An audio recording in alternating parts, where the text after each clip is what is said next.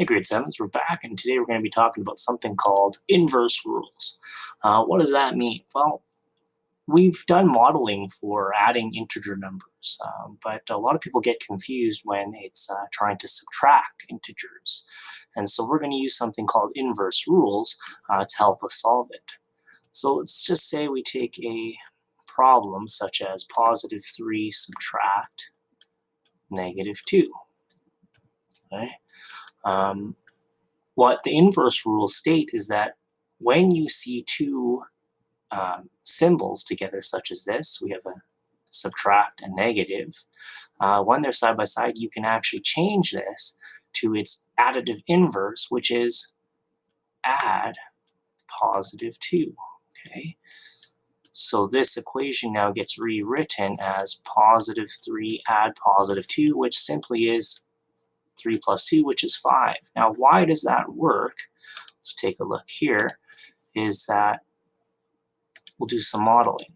Okay, so let's say we start with positive 3 integer chips. Okay, and we're trying to take away negative 2 or 2 blue ones, but we don't have any. However, in the math world, it exists that we can have an infinite number of 0 pairs. Okay, you can think about it almost like borrowing. Okay, so we're going to borrow some 0 pairs. Now, the reason why it doesn't affect and we can do this is because technically this is a value of 0, right? When a positive and a negative meet, it's a 0 pair and its value is 0. Okay, but as I said, we're going to borrow. So now we do actually have negative 2 to take away.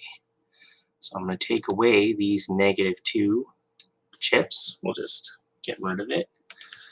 And what would we be left with is then these two, or what are we left with are the complete 5 positive chips. Okay, so these ones disappear, they go away, and we're left with 5. So that's why those inverse rules work.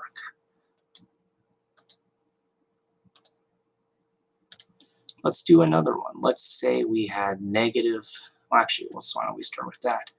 We'll go positive 5, subtract negative 3. Okay, using our inverse rules, we're going to say, well, I see this subtract a negative symbol. I know from my inverse rules that I can change that to add positive 3.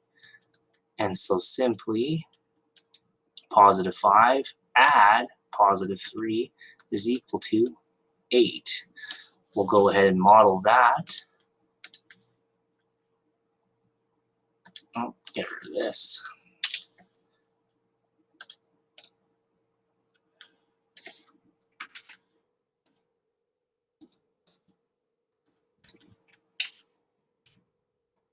Okay, so we'll start with positive 5. Here's 1, 2, 3, 4, 5. But wait, we're trying to take away negative 3. We don't have any, but we do have access, as I said earlier, to the infinite borrowing of 0 pairs. So I'm going to make my 0 pairs here.